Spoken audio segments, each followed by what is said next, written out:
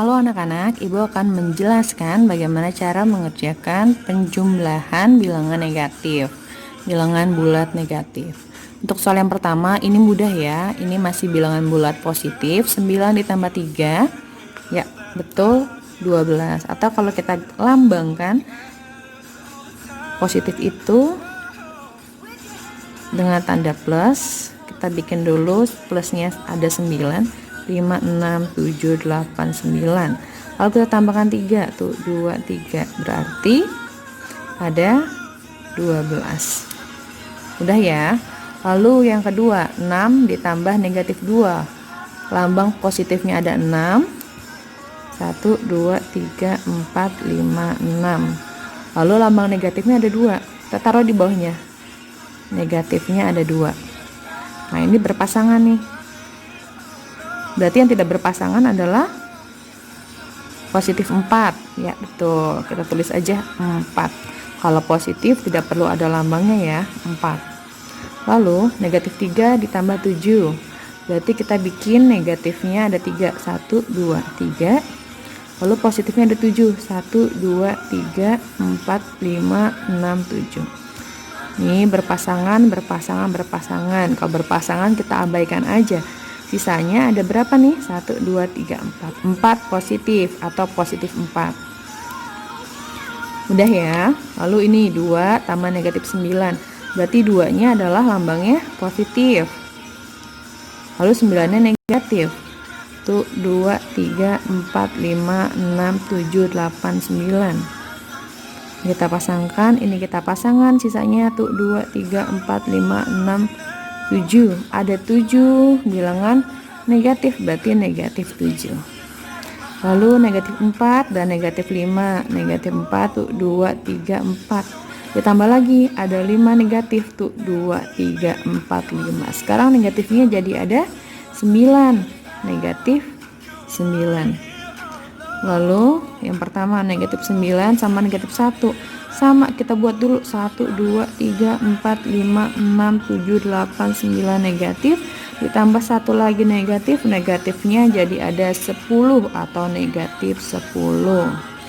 Kemudian negatif 6 tambah negatif 8. Negatif 6-nya kita bikin 6 kali. Tuh 2, 3, 4, 5, 6. Lalu 8-nya apa nih? Positif. Kita taruh bawahnya. Tuh 2, 3, 4, 5, 6, 7, 8. Ini kita pasangin. Yang nggak punya pasangan ada 2 positif. Berarti tulis 2 aja ya, nggak usah ditulis positifnya. Lalu 9 nya apa nih?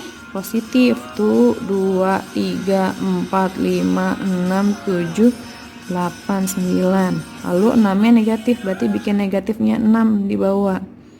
4, 5, 6. Ini kita pasangin. Kita abaikan karena dianggap 0 ya. Lalu sisanya apa nih? Positif 3. Mudah kan? Nah, lanjut untuk cara gampangnya, Bu. Gimana cara gampangnya? Nah, biasanya Ibu konsepnya tuh kayak utang-utangan. Asal jangan utang beneran ya, main utang-utangan. Kalau misalnya dia positif berarti uang yang kita punya.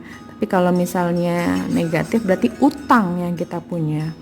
Kita punya uang 9 ditambah uang kita 3, berarti uang kita ada 12. Sama ya.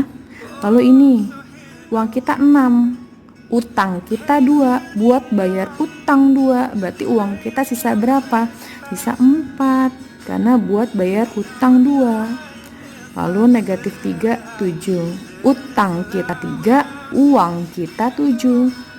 Berarti 7-nya buat ngebayar hutang nih 3. Uang kita sisa 4. Lalu 2 sama negatif 9. Uang kita 2, tapi utang kita 9. Buat bayar hutang kurang uangnya. Kurang berapa?